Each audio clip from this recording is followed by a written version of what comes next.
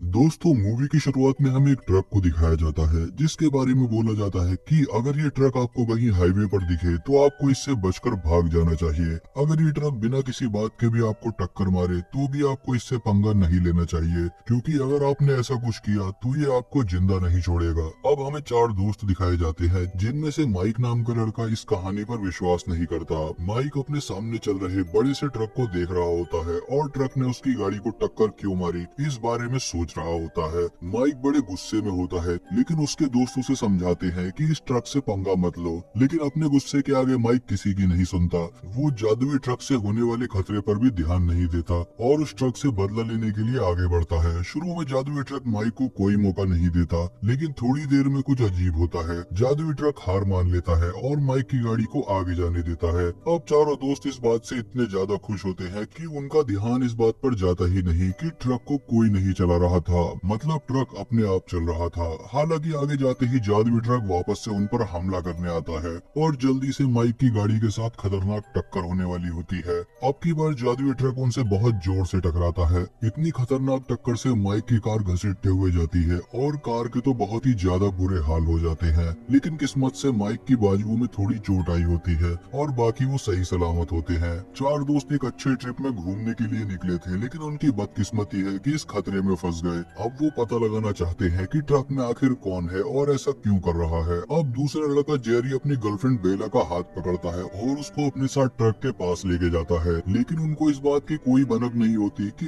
ऐसा करने से उनके साथ अजीबोगरीब चीजें होने लगेंगी। दोनों जादुई ट्रक के पास बड़े ध्यान से जाते हैं, लेकिन वो देखते हैं कि ड्राइवर की सीट पर कोई भी नहीं है। वो देखते हैं कि ट्रक में चाबी लगी हुई है, इसलिए माइक और उसके साथी खुश हो जाते हैं और सभी ट्रक के पास पहुंच जाते हैं। अचानक उनके पास से गोली चलने की आवाज आती है। एक आदमी बंदूक लेकर माइक और उसके दोस्तों की तरफ आ रहा होता है। ये देखकर चारों दोस्त डर जाते हैं कि अब क्या होगा, और उस आदमी से बचने के लिए वो जल्दी से ट्रक में चढ़ जाते हैं। सभी के सभी लोग बंदूक वाले पागल आदमी को देखकर बहुत डरे हुए थे। जेरी ट्रक को शुरू करता है ताकि वो लोग पागल आदमी से बच पाए, लेकिन बेचारे को पता नहीं होता कि जादुई ट्रक ने ये जाल बुना हुआ था ताकि वो चारों को मार सके। ट्रक के अंदर से अजीब म्यूजिक बज रहा होता है और जल्दी ही इन चारों को बहुत गहरी नींद आ जाती है और चारों को नींद जादुई ट्रक के जादू की वजह से आई होती है। फिर वो ट्रक उनको एक छोटे कच्चे रास्ते पर लेकर जाता है। अचानक ट्रक के नीचे कुछ आने से झटका लगता है और ड्राइवर सीट पर बैठे जेरी की आंखें खुल जाती हैं। वो सही समय पर ब्रेक्स लगा देता है,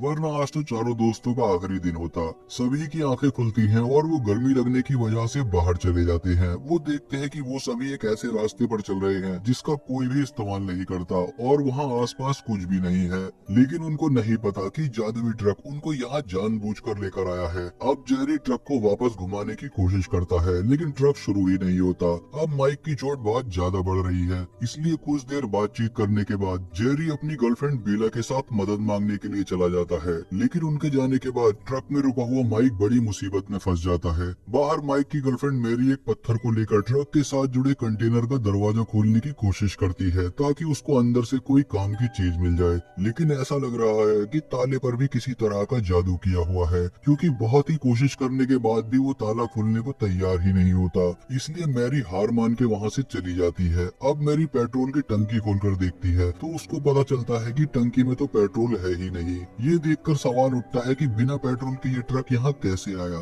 मैरी का चेहरा देखकर साफ पता लग रहा होता है कि उसके दिमाग में बहुत सारे सवाल आ रहे हैं। अब मैरी पेट्रोल का पाइप निकाल कर देखती है जिससे लाल रंग की कोई अजीब सी चीज निकल रही होती है। वो सोचती है कि ये कोई पेट्रोल तो नहीं है, तो ये आखिर क्या चीज है। दूसरी तरफ माइक अचानक जाग जाता है और पता नहीं कैसे खुद ही एक जगह हाथ डालकर वो एक चाबी निकाल लेता है। फिर कोई रहस्यमय ताकत उसको ट्रक के पीछे डिब्बों की तरफ खींच लेती है और माइक दरवाजा खोलकर अंदर चला जाता है। जैसे ही दरवाजा बंद होता है, अंदर से चीखने की आवाजें आने लगती हैं। मैरी उस आवाज को सुन लेती है और वो जल्दी से माइक को देखने पहुंचती है, लेकिन उसको ट्रक के अंदर माइक नहीं मिलता। वो माइक को घबराते हुए इधर उधर ढूंढती रहती है। तभी ट्रक के डब्बे का दरवाजा खुलता है और माइक सही सलामत बाहर आ जाता है, लेकिन अब जो माइक बाहर आया था वो बिल्कुल अलग दिख रहा है। उसके जिस हाथ पर चोट लगी थी उसमें पहले से ज्यादा जान आ गई है और उसकी आंखें भी भयानक लग रही होती हैं। देखने में तो लग रहा है कि जैसे उसके शरीर पर किसी राक्षस ने कब्जा कर लिया हो। इसके बाद वो अपने आसपास के सभी लोगों को एक एक करके मारने वाला है। सबसे पहले हादसा माइक के सबसे अच्छे दोस्त जेरी के साथ होता है। जेरी और उसकी गर्लफ्रेंड अभी रोड पर पहुंच पहुंचे ही थे कि उन दोनों के बीच बहस हो जाती है। अब गुस्से में जेरी की गर्लफ्रेंड वापस चली जाती है और उसके वापस जाने के बाद जेरी का सामना उस पागल आदमी से होता है जो कि बंदूक लेकर घूम रहा था।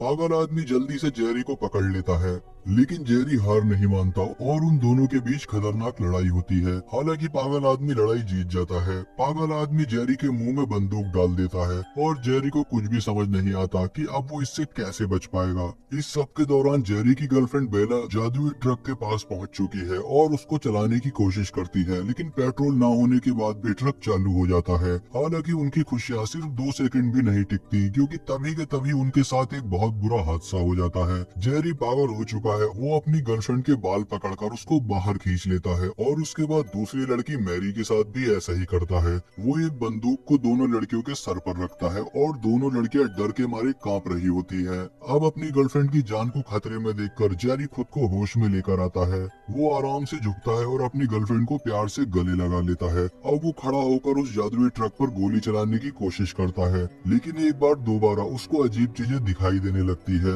मैरी पीछे से मारकर जेरी को बेहोश कर देती है और उसकी बंदूक उठा लेती है। फिर दोनों लड़कियां मिलकर जेरी को ट्रक के नीचे बांध देती है और ट्रक को घुमाकर वापस जाने का तय करती है। लेकिन ऐसा होने से पहले ही माइक बाहर आ जाता है। अब पता चलता है कि माइक के शरीर पर काबू करने वाला राक्षसी इन सब के पीछे पड़ा हुआ है।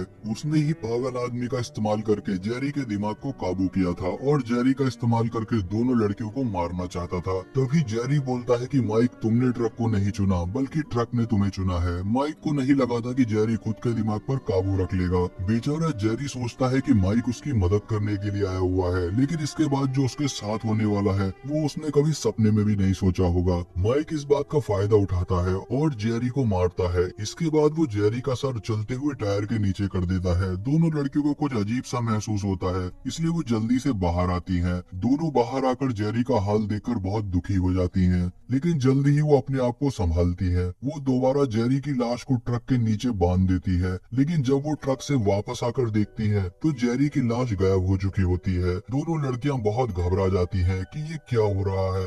ये सब इतना डरावना होता है कि मैरी डर की वजह से वापस ट्रक में चली जाती है। तभी वहाँ पर माइक आता है और बेला को बोलता है, क्या तुम्हें मुझ पर विश्वास है? वो बेला को अपने जाल में फंसा लेता है और ट्रक के पीछे डब्बे में लेकर जाता है। अब माइक का अगला शिकार उसकी गर्लफ्रेंड मैरी है। अब वो मैरी के सामने जाता है जो कि ट्रक से बाहर अपने दोस्त बेला को ढूंढने में लगी हुई है। माइक मैरी को भी अपनी बातों में फंसाने की कोशिश करता है। मैरी ट्रक के अंदर जाती है और ट्रक को चालू करती है। वो सोचती है कि मैं इस जगह से थोड़ा दूर चले जाऊंगी तो शायद माइक ठीक हो जाएगा। बहुत सारी मेहनत और मुश्किलों के बाद मैरी रोड पर वापस पहुंच चुकी है। अब मैरी ट्रक को रोकती है ताकि वो माइक को ट्रक के डब्बे से बाहर निकाल सके, लेकिन अचानक ही उसको कुछ टपकने की आवाज आती है। वो देखती है कि लाल रंग की कोई चीज ट्रक के पेट्रोल वाले टैंक से निकल रही है और पता लगता है कि जादुई ट्रक को पेट्रोल की जगह इंसान से चलाया जाता है। ये सब तो देखकर मैरी बहुत डर जाती है और वो मदद मांगने के लिए वापस ट्रक चलाने लग जाती है। अब माइक को दिखाया जाता है जो कि ट्रक का स्टीयरिंग व्हील पकड़कर बैठा हुआ है। वो बड़ी खुशी के साथ सामने जाती हुई गाड़ी पर ट्रक चढ़ा देता है। मैरी को इस बात से बहुत बुरा लगता है।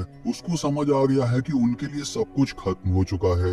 मैरी गुस्से से भर जाती है और बेला को थप्पड़ मारकर ट्रक से बाहर फेंक देती है। ऐसा होने से माइक ट्रक को रोकता है ताकि वो अपने शिकार बेला को वापस ला सके।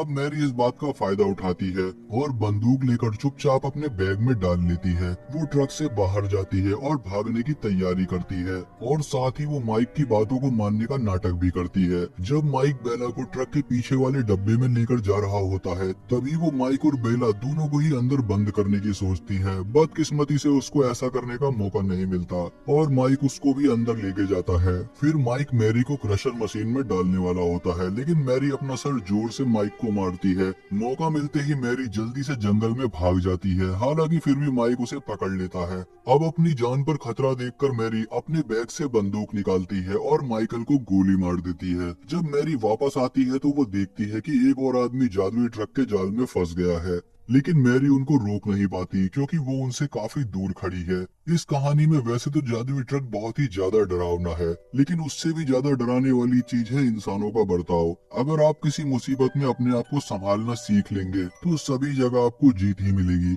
इसी के साथ ये मूवी यहीं खत्म हो जाती है।